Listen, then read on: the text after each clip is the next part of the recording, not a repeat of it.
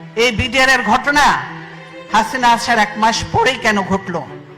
হাসিনা সবকিছু জানতো। 4 জন সেদিন ডিনারে কেন যায়নি? এটা চলে এসছে এর আগে। আমি ছিলাম, আমি গিয়েছি, হাসিনা ছিল, হাসিনাও গিয়েছে। এইবার কেন হাসিনা গেল না? তারপরের দিন কেন ঘটনা ঘটলো? হাসিনা এবং মঈনুদ্দিন এটা জানতো এবং তারা এর জন্য দায়ী, এটা মানা যায় না। কাজেই হাসিনাকে একদিন জবাব দিতেই হবে এটার জন্য। 57 জন, হ্যাঁ আমি ক্ষতিগ্রস্ত হয়েছি, আমার ছেলেদের ইয়ে হয়েছে, তারপরেও আমি বলবো 57 জন ভালো ভালো অফিসার কিভাবে মারা হয়েছে তা চিন্তা করা যায় না। তাদের পরিবারদের সঙ্গে যে আচরণ করা হয়েছে সেটা চোখে দেখা যায় না। আমরা 57 জন অফিসারকে ই করে কাউকে পুড়িয়ে ফেলা হয়েছে, কাউকে গার্বেজের ভিতর দেওয়া হয়েছে, কাউকে। আর এর সঙ্গে জড়িত ছিল আরো, আপনারা জানেন যে একজন ইয়ে ছিল, সে র্যাবে আমরা নিয়েছিলাম, লোকটা খুব ভালো ছিল, শায়েক আব্দুর রহমান গুলজার, আপনারা জানেন গুলজার ধরেছিল ওই শায়েক আব্দুর রহমানকে। তার জন্য রাগ ছিল ওই মির্জা আজমের, তার বোনের জামাই ছিল। তার জন্য গুলজার সন্ধ্যা পর্যন্ত র্যাবকে, মোয়েনকে, অমুককে বারবার ফোন করেছে, হেল্প হেল্প হেল্প, সাহায্য চেয়েছে, কিন্তু কেউ এগিয়ে আসেনি। কি বলে র্যাব আর্মি যে বসে আছে কিন্তু পারমিশন পাচ্ছে না, র্যাব ঢোকার পারমিশন পাচ্ছে না। পিলখানায় যদি তারা ঢুকতে পারতো, আমি মনে করি এরকম নয়, 2-1 জন মরতে পারতো, তো সব অফিসারকে আমরা বাঁচাতে পারতাম। দেশের এটা ছিল অ্যাসেট, আজকে দেশকে ধ্বংস করে দেওয়া হচ্ছে, আর্মিকে শেষ করে দেওয়া হয়েছে। এর জন্য অবশ্যই তারপরে তদন্ত কমিটি করে তদন্ত থেকেও বাদ দেওয়া হয়েছে। এমন সব লোকজন দিয়ে তদন্ত করতে যাকে দেওয়া হয়েছিল সেটা তাকে করতে দেয়া হয়নি। তারপর সে তাকে বাদ দিয়ে আরেকজনকে দিচ্ছে, দলীয় লোককে দিয়ে ইয়ে করে কোন রকম নাম কাস্তে লোক দেখাতে হবে, সেটা করেছে। কে করেছে? তাদের লোক। এইটা বুঝতে পারছেন। কাজে বিডিআর ঘটনার সঙ্গে হাসিনা এবং মঈনুদ্দিন সরাসরি জড়িত। তারা এদেরকে নিয়ে একসঙ্গে শেরাটন হোটেল থেকে খাওয়া এনে খেয়েছে। তাদের যে তখন একজন ছিল, কি ডিডিজি ছিল না কি ছিল, কি নাম, তৌহিদ তখন কোথায় ছিল? হাসিনার ওখানে ছিল না?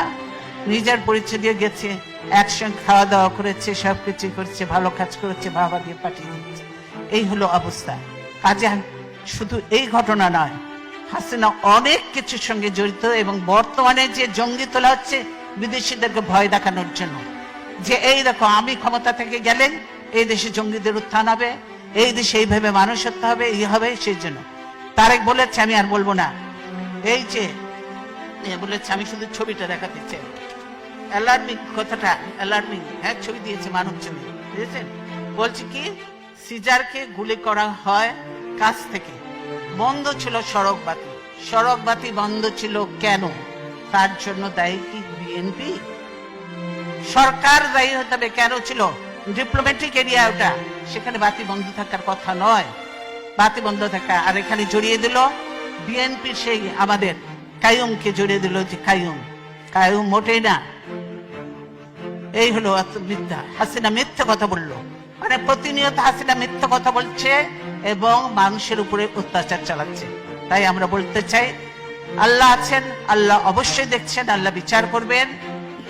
সাংবাদিক আজকে মাহমুদুর রহমান জেলে অপরাধবিহীন, তারপর সাগর রুনির কোনো বিচার আজ পর্যন্ত হয়নি। শওকত মাহমুদ জেলে, প্রেস ক্লাব আজকে আওয়ামী লীগের দখলে। এখন সুপ্রিম কোর্ট বারও দখলের চেষ্টায় আছে, বার কাউন্সিল তো কোন রকম করেছে, ওটা নিয়েও একটা ভেজাল লেগে আছে। এই হলো অবস্থা। সব দলীয়করণ, দখলীকরণ চলছে, জমি জায়গা থেকে আরম্ভ করে। সেই বাংলাদেশ এখন মুসলমান, হিন্দু, বৌদ্ধ, খ্রিস্টান কোন ধর্মের মানুষ নিরাপদ নয়। এবং যত দুর্ঘটনা ঘটছে তার সঙ্গে হাসিনা এবং আওয়ামী লীগ সরাসরি জড়িত, এবং তার পুলিশ বাহিনী, পুলিশ এবং র্যাব এরা জড়িত। তাই আমি বিদেশিদের কাছে আহ্বান করব, এই র্যাবের ইউএন মিশন বন্ধ করতে হবে, র্যাবকে বন্ধ করে দিতে হবে। র্যাবকে যে গুলি টুলি সাপ্লাই দেওয়া হয় এগুলো বন্ধ করতে হবে, নাহলে বাংলাদেশের নিরীহ মানুষরা মরবে, বিদেশেরাও মরবে। এবং এগুলো সব বন্ধ করতে হবে, র্যাব পুলিশ এদেরকে। কিন্তু পুলিশ, এই দেশে দেখেছি পুলিশরা হলো জনগণের সেবক, জনগণের নিরাপত্তা দেয় এরা। অথচ বাংলাদেশের পুলিশ জনগণকে ধরে নিয়ে যে ঘুষ নেয়, না হলে গুলি করে হত্যা করে জঙ্গলে ফেলে দেয়। এই হলো বাংলাদেশের পুলিশের অবস্থা। কাজেই আমরা খুব একটা খারাপ সময়ের মধ্যে দিয়ে বাংলাদেশ যাচ্ছে। আমরা অত্যন্ত কষ্টের মধ্যে আছি। তারপরেও আমি এতদিন গণতন্ত্রের জন্য সংগ্রাম করেছি, এখন অনেক বয়স হয়েছে, তারপরেও বিশ্বাস আছে, আস্থা আছে, আল্লাহর উপর বিশ্বাস আছে এবং আল্লাহর রহমত আছে। গণতন্ত্রের শেষ লড়াই পর্যন্ত আমি চালিয়ে যাব এবং দেশে গণতন্ত্র প্রতিষ্ঠা করে, গণতন্ত্র পুনঃপ্রতিষ্ঠা করে ইনশাআল্লাহ তারপরে দেখা যাবে আল্লাহ যা কপালে লিখছে তাই হবে।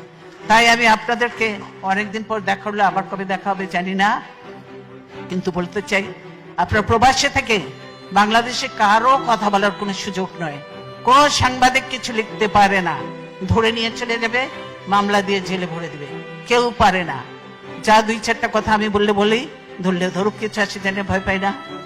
প্রবাসে আপনারা আছেন এবং আপনারা কিছু কথাবার্তা বলবেন, টকশো, এখন টকশোতে যেতে পারে না, আপনারা কথাবার্তা বলবেন, আপনারা লেখালেখি করবেন, আপনারা একটু জানাবেন, সেটাই করতে হবে। কাজে প্রবাসে আমরা বলি যে আপনার সোশ্যাল মিডিয়াটাকে আপনার বেশিভাবে কাজে লাগান, এটাকে কাজে লাগান এবং এটা দিয়ে যেমন মিশরে সেই কি স্প্রিং রেভলিউশন হয়েছিল, বাংলাদেশেও এটা দিয়ে রেভলিউশন করা সম্ভব এবং গণতন্ত্রকে ফিরিয়ে আনা সম্ভব। তাই আমি আমার বক্তব্য দীর্ঘায়িত না করে আপনাদের সকলকে, আপনাদের অনেক মূল্যবান সময় দিয়েছেন, সেই জন্য আপনাদেরকে ধন্যবাদ জানিয়ে আজকের মতো বিদায় নিচ্ছি। ইনশাল্লাহ ভবিষ্যতে আল্লাহ যদি জীবিত রাখে তাহলে আবার দেখা হবে। ধন্যবাদ।